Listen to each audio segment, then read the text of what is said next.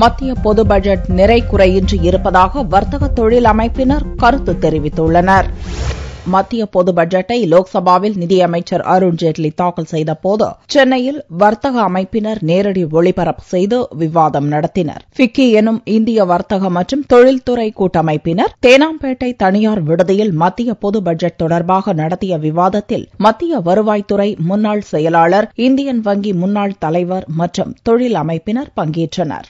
இந்த finance minister announce பண்ண இந்த பட்ஜெட்ல I think it's a good budget. I cannot say it's excellent budget.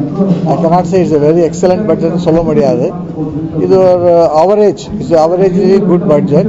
In this small scale குறுகு, அதாவது இந்த cottage industries, இந்த மாதிரி இண்டஸ்ட்ரீஸுக்காக ஒரு ஃபைனான்ஸுக்காக ஒரு அரேஞ்ச்மெண்ட் பண்ணி ஒரு தனியாக ஃபைனான்ஸ் அரேஞ்ச் பண்ணியிருக்காரு, கேபிட்டல் அரேஞ்ச் பண்ணியிருக்காரு. So I think that is a good provision. ஆனால் பொதுவாக பார்த்தா உற்பத்திக்காக அதிகமாக கவனம் செலுத்துவாங்க. Make in India, prime minister சொன்னார் மேக் இன் இந்தியா, அதுக்காக நிறைய ப்ரொவிஷன் கொடுப்பாங்கன்னு எதிர்பார்த்தோம். அந்த அளவுக்கு இதில் ஒன்றும் ப்ரொவிஷன் கிடையாது. ஒரு ரேடிக்கல் பட்ஜெட் வரும்னு நான் எதிர்பார்த்தேன். ஏன்னா 14வது திட்டக்குழு ஃபைனான்ஸ் கமிஷன் இருக்கு, அது எல்லா பிளான் ரிசோர்ஸஸையும் ஸ்டேட் கவர்மெண்ட்டுக்கு டிரான்ஸ்ஃபர் பண்ணிட்டாங்க. அதனால இப்போ வருங்காலத்தில் வரும் வருடங்களில் இந்த பஞ்சவர்ஷ யோஜனா, அதாவது 5 இயர் பிளான் சொல்லுவோமே, அது இருக்குமா இருக்காதா இன்னும் எல்லாரும் எதிர்பார்த்தோம். அதை பற்றி ஃபைனான்ஸ் மினிஸ்டர் சொல்லுவார். வருங்காலத்தில் எப்படி நாட்டினுடைய ஒரு வளர்ச்சி எந்த விதமாக மேலே கொண்டு வா. முன்னாடிலாம் 5 இயர் பிளான்ஸ் இருந்தது. நாட்டை பொறுத்த வரைக்கும் ஒரு 5 இயர் பிளான் இருந்தது, ஒவ்வொரு ஸ்டேட்டுக்கும் ஒரு 5 இயர் பிளான் இருந்தது. இப்போ அந்த 5 இயர் பிளானுக்குள்ள பணத்தை எல்லாம் ஃபைனான்ஸ் கமிஷன் டிரான்ஸ்ஃபர் பண்ணிட்டாங்க ஸ்டேட் அவே டிவிசிபிள் பூல் வழியா. அப்போ அதனால 5 இயர் பிளான் இருக்குமா இல்லாமல் இருக்குமான்னு கூட தெரியாது. அதை நான் எதிர்பார்த்தேன். As former secretary government of India planning secretary, that finance minister அதை பற்றி ஏதாவது பேசுவாரோன்னு. அதை பற்றி ஒன்றும் பேசலை. ரெண்டாவது, இந்த மக்களை பொறுத்த வரைக்கும், கிராம மக்களை பொறுத்த வரைக்கும் நிறைய ஃபண்ட்ஸ் அவர் அலாட் பண்ணியிருக்கார், நிறைய ஃபண்ட்ஸ் கிரியேட் பண்ணியிருக்கார். அதனால கிராமவாசிகளுக்கு, அக்ரிகல்ச்சர்ஸுக்கு பலன் உண்டாகலாம். பொறுத்தவரை அந்த பணம் அவங்களை அடையணும். ஒட்டுமொத்தமாக இந்த பட்ஜெட் ஃபீல்ட் லெவலில் நல்லா இம்ப்ளிமெண்ட் பண்ணால் ஃபார்மர்ஸையும் அக்ரிகல்ச்சர் லேபரர்ஸுக்கும் நல்ல பெனிஃபிட் தரும். ரெண்டாவது, ஸ்டூடெண்ட்ஸுக்கு கொஞ்சம் பண்ணியிருக்கார், மைக்ரோ இண்டஸ்ட்ரீஸ்க்கு பெனிஃபிட் தரும். ஆனால் அந்த பெனிஃபிட் வரத்துக்கு டைம் ஆகும். As a government officer I can say minimum 4 மாதம் 5 மாதம் ஆகும் குறைஞ்சது. மேலே தான் பட்ஜெட் பாஸ் ஆகி எல்லாருக்கும் டிபார்ட்மெண்ட்டுக்கு அலோகேஷன் கொடுப்பாங்க.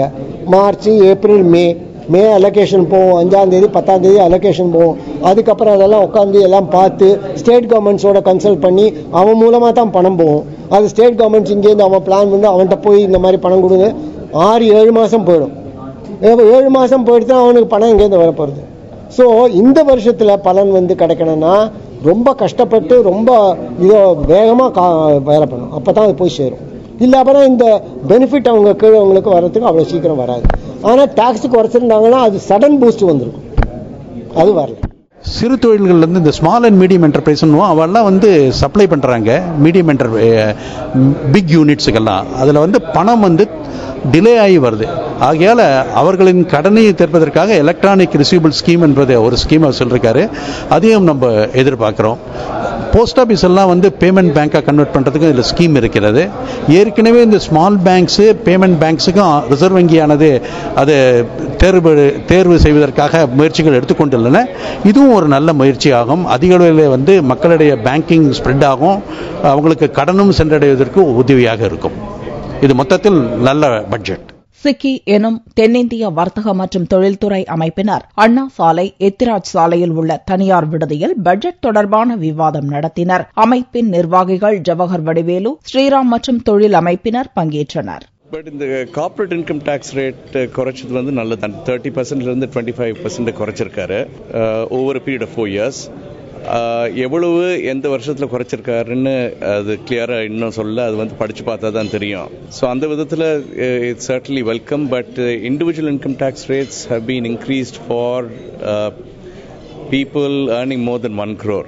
அவங்களுக்கு he is levied an additional tax of 2%. So wealth tax abolish பண்ணதுனால 1000 crores குறைவா tax பண்ணுவாங்க. But in the additional 2% tax on the super rich, அது 9,000 crores அடிஷ்னலாக கிடைக்கும். So net the individual income tax front 8,000 கோடி அடிஷ்னலாக கலெக்ட் பண்ணுறதுக்கு வாய்ப்பு இருக்குது இந்த பட்ஜெட்டில். பட் இந்த பட்ஜெட்டை பொறுத்தவரை இந்த அக்ரிகல்ச்சருக்கு, ஹெல்த், அதுக்கப்புறம் ஜாப் கிரியேஷனுக்கு ஸ்பெசிஃபிக்காக எதுவுமே கொடுக்கல.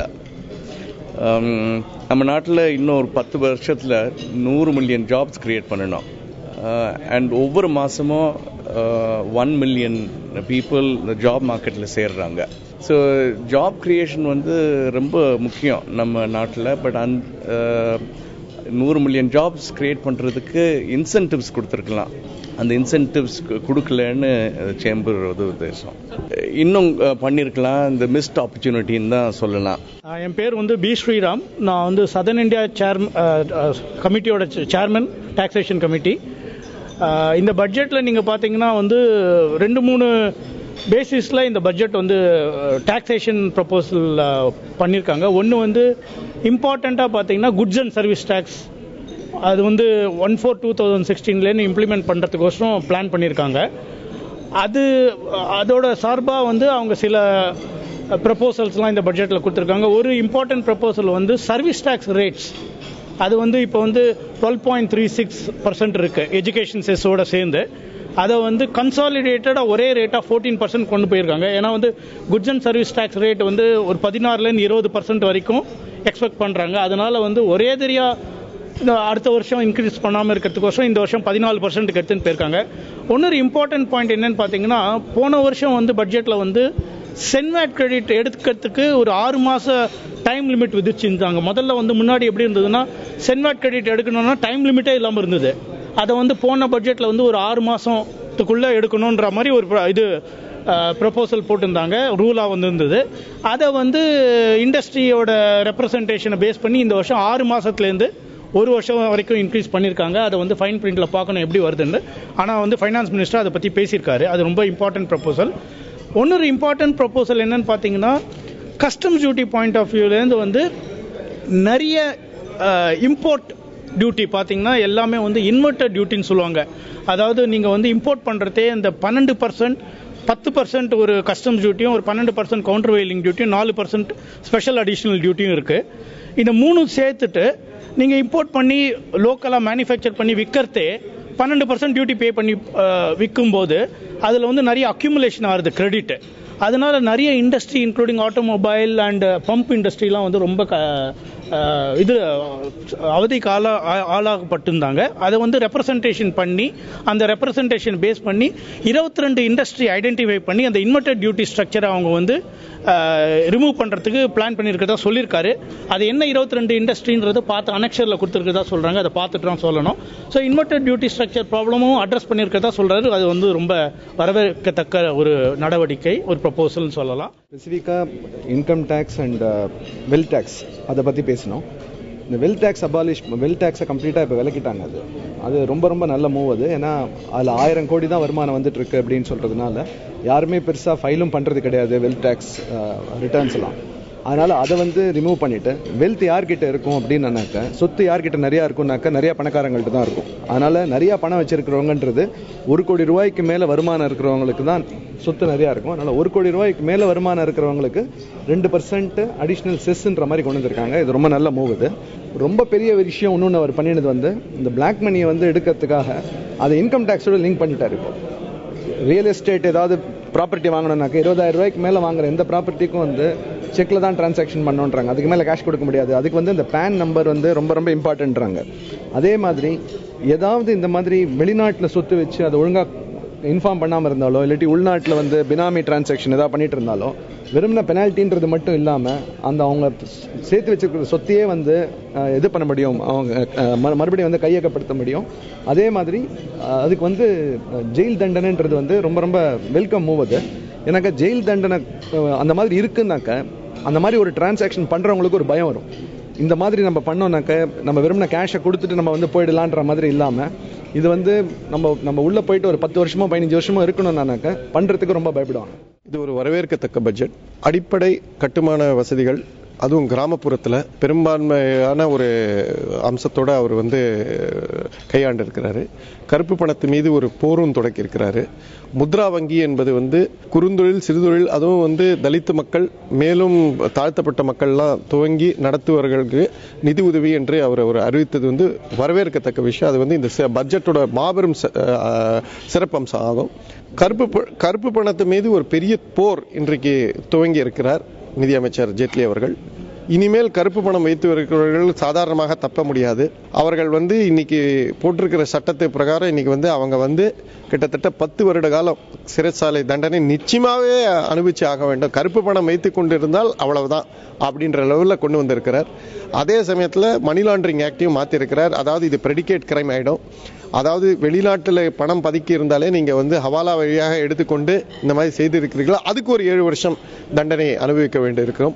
இந்த மாதிரி படிப்படியாக அவர் சொன்னதுனால கருப்பு பணம் இன்னைக்கு ஒரு பெரிய அளவில் போர் தொடங்கி இருக்கிறார். இந்த சட்டம்லாம் இந்த பட்ஜெட் தொடரில் அவர் அமலாக்க பண்ணிடுவார்னு நினைக்கிறேன். அதுக்கப்புறம் அது எப்படி போகுன்றதை பார்க்கணும். சிஐஐ எனும் இந்திய தொழில் கூட்டமைப்பினர் நுங்கம்பாக்கம் மகாத்மா காந்தி சாலையில் உள்ள தனியார் விடுதியில் பட்ஜெட் விவாத கூட்டம் நடத்தினர். தொழிலுக்கு இந்த பட்ஜெட் நிறைய பெனிஃபிட் கொடுக்கும் எங்களுக்கு நம்பிக்கை. இன்ஃப்ராஸ்ட்ரக்சருக்கு எம்பசிஸ் கொடுத்திருக்காரு. ஒரு நேஷனல் இன்ஃப்ராஸ்ட்ரக்சர் இன்வெஸ்ட்மெண்ட் ஃபண்டுன்னு ஒன்று பண்ணியிருக்காரு. சாவரன் பாண்ட்ஸ் கொடுக்க போறாரு. அல்ட்ரா மெகா ப்ராஜெக்ட் ஒன்று கொடுத்திருக்காரு. Pre clearance. So project wait பண்ண வேண்டாம். ப்ராஜெக்ட் யார் இன்வெஸ்டர் உடனே ஆரம்பிச்சிடலாம். ஏன்னா டிலேஸ் இருக்க போறதில்ல. இண்டிவிஜுவல்ஸுக்கு சேவிங்ஸ் ஆப்ஷன், இன்சூரன்ஸா இருக்கட்டும், பென்ஷன் ஃபண்டா இருக்கட்டும், லைஃப் இன்சூரன்ஸா இருக்கட்டும், டிரான்ஸ்போர்ட் அலோவன்ஸ், அதெல்லாம் ஜாஸ்தி பண்ணிட்டு ஒரு 4 லட்சம் ரூபாய் மட்டும் பெனிஃபிட் வரும்னு மென்ஷன் பண்ணிருக்காரு. இது growth oriented budget. டெஃபினட்டா சோஷியல்ஸ் பார்த்தீங்கன்னா நிறைய பண்ணியிருக்காங்க. ஒரு 12 ரூபாய்க்கு இன்சூரன்ஸ் கொடுத்துருக்காங்க, டெத் இன்சூரன்ஸ். ஜஸ்ட் 330 ரூபாய்க்கு ஹெல்த் இன்சூரன்ஸ் கொடுத்துருக்காங்க. Which is all very very good for the people down the line, especially poor people. It's also going to be very very ரொம்ப ஹெல்ப்ஃபுல்லாக இருக்க போகிறது அது மாதிரி ஸ்கீமில். ரெண்டாவது என்ன பண்ணியிருக்காங்கனாக்க சேலரிட் கிளாஸுக்கு இன்னைக்கு பார்த்தீங்கன்னாக்க அவங்களோட கான்ட்ரிபியூஷன் ப்ராவிடன்ட் ஃபண்டுக்கு 12% கொடுக்குறத அது ஆப்ஷனல் ஆக்கியிருக்காங்க. அப்படின்னாக்க கம்பெனி கான்ட்ரிபியூஷன் டெஃபினட்டாக இருக்கும் கான்ட்ரிபியூஷன். பட் அவரோட கான்ட்ரிபியூஷன் அவர் கையில் இருந்ததுனாக்க அன்றாட செலவுக்கு அவங்க கையில் எக்ஸ்ட்ரா பணம் கிடைக்கும். அதே மாதிரி இஎஸ்ஐயில் கூட அவங்க கான்ட்ரிபியூஷன் ஜாஸ்தியாக இருக்குது. அதை கரெக்ட் பண்ணணுன்னாங்க. அதோட டீட்டெயில்ஸ் தெரியல. அதில் என்ன கரெக்ஷன் வரப்போகிறதுங்கிறது டெஃபினட்டாக ஹெல்ப்ஃபுல்லாக இருக்க போகிறது. ஹெல்த் இன்சூரன்ஸுக்கு எல்லாருக்குமே இன்சூரன்ஸ் கொடுத்துருக்காங்க. நிறையா ஸ்கீம்ஸ் கொடுத்துருக்காங்க ஃபார் பென்ஷன் ஸ்கீம். பென்ஷன் கிடையாது இன்னைக்கு நம்ம ஊரில். அந்த ஸ்கீமுக்கு ஒன்று கொடுத்துருக்காங்க. அந்த டீட்டெயில்ஸ் ஆஃப் த ஸ்கீம் நமக்கு சரியாக இன்னும் வரலைங்க. பட் டெஃபினட்டாக அதுலேயும் வரும். இது எக்ஸைஸ் டியூட்டி பார்த்தீங்கன்னாக்க இன்னைக்கு அந்த செஸ் எல்லாம் 2.5% இருந்தது எஜுகேஷனல் செஸ். அந்த செஸ் எல்லாம் சேர்த்து ஈக்குவலைஸ் பண்ணி 12.5% எக்ஸைஸ் டியூட்டி ஆக்கியிருக்காங்க. ஸோ அதையும் நமக்கு இன்னைக்கு மாட்வேட் பண்ண முடியும். இன்னைக்கு மாட்வேட் பண்ண முடியாத மாட்வேட் பண்ண முடியும். பட் அது கார்பரேட் டேக்ஸை அடுத்த 4 வருஷத்தில் குறைக்கிறேன்னு சொல்லியிருக்காங்க. பட் அதே சேம் டைம் அதில் இருக்கிற சில டிஸ்பியூட்ஸ் அது ரைஸ் ஆகிறதுலாம் எடுத்துட போறேன்னு சொல்லியிருக்காங்க. ஸோ தேர்ஃபோர் தட் ஓவராலாக பார்த்தீங்கன்னா கையில் கேஷ் வராட்டாலும் it will be much easier. அதே மாதிரி டேக்ஸை கூட அவங்க ரெட்ராஸ்பெக்டிவ் பண்ணல. கார்லாம் 2 வருஷம் கழிச்சு பண்ண போகிறோம், அன்றைக்கி ரெட்ராஸ்பெக்டிவ் பண்ண மாட்டோம் அப்படிங்கிறது இதில் போட்டிருக்காங்க. ஸோ அதெல்லாம் இப்போ வெளிநாட்டிலேருந்து இன்வெஸ்ட் பண்ணுறவங்களுக்கு டெஃபினட்டாக பெனிஃபிஷியலாக இருக்க போகிறது. அக்ரிகல்ச்சரில் பற்றி நான் சொல்லணும்னா சில டெஃபினட்டாக மெஷர்ஸ் வெரி பாசிட்டிவாக வந்திருக்கு. First of all overall credit ஒரு 8,50,000 crore அலோகேட் பண்ணியிருக்காரு. From I think last year was 7 லட்சம். So almost more than 20%, 25% increase in allocation towards agri credit. அதே மாதிரி லாங் டேர்ம் கிரெடிட் நாங்கள் சொல்லிட்டே இருந்தோம். லாங் டேர்ம் கிரெடிட்டுக்கு நிச்சயமாக க்ரோத் கொடுக்கணும்னு அது ஒரு செப்பரேட்டாக ஒரு 15,000 crore வந்திருக்கு. அதே மாதிரி நரேகா ஸ்கீம் ஒரு மேக்ஸிமம் அமௌண்ட் கொடுத்துருக்கேன்னு சொல்லியிருக்காரு. Most importantly, national unified market. He said he will create a national unified market which will definitely help farmers to get a better price.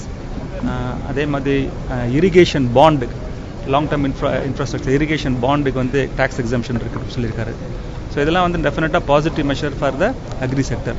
But most important point என்னன்னா, first of all ஃபார்மர்ஸ்க்கு இப்போ அவங்கள்ட்ட income லெவலே ரொம்ப கம்மி. Liquidity of the farmer is very very low. ஏன் பார்த்தீங்கன்னா, first of all production is less and minimum support price இந்த வருஷத்தில் இன்க்ரீஸே பண்ணல. ரைஸு வீட்டுக்கெல்லாம் ஒரு 3-4% தான் பண்ணியிருக்காங்க. மற்ற பல்சஸ், சோயாபீன், காட்டன் எதை எடுத்தாலும் இன்க்ரீஸே இல்லை, ஆல்மோஸ்ட் 0. ஸோ ஆக்சுவலி வந்து அவங்களால எக்ஸ்போர்ட்டும் பண்ண முடியல, ஏன்னா குளோபல் கிளட் இந்த கமாடிட்டி. அதனால் ஃபார்மர்ஸால் எக்ஸ்போர்ட்டும் பண்ண முடியல. மினிமம் சப்போர்ட் ப்ரைஸ் இப்போ பார்த்தீங்கன்னா இன்ஃப்ளேஷன் மினிமம் ஈவன் 6% இருந்தால் கூட அந்த ப்ரைஸ் இன்க்ரீஸ் கூட வரல. So availability of the money with the farmer அதில் வந்து நிச்சயமாக அவங்களுக்கு வந்து இந்த வருஷம் கம்மியாக தான் இருக்குது. ஸோ அதை வந்து ஃபஸ்ட்டு ரிமூவ் பண்ணி கவர்மெண்ட் ஏதாவது பண்ணணும். அதை பற்றி வந்து இந்த பட்ஜெட்டில் ரொம்ப பேசின மாதிரி எங்களுக்கு தெரியல.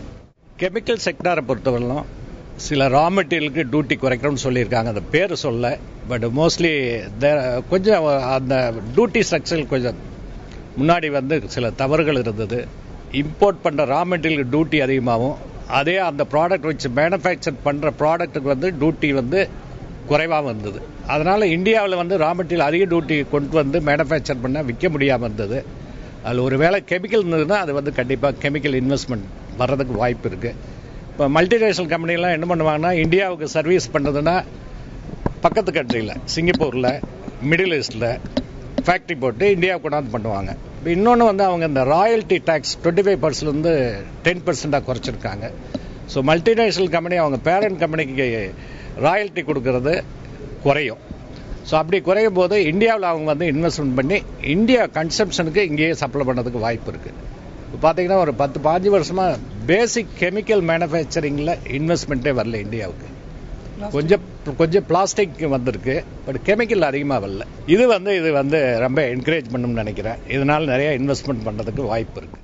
தனிநபர் வருமான வரி உச்சவரம்பு 2.5 லட்சம் ரூபாயிலிருந்து அதிகரிக்கப்படும் என்று மாத சம்பளதாரர்கள் எதிர்பார்த்திருந்தனர். இது தொடர்பாக அறிவிப்பு இல்லாதது ஏமாற்றம் அளிப்பதாக சம்பளதாரர்கள் தெரிவித்துள்ளனர்.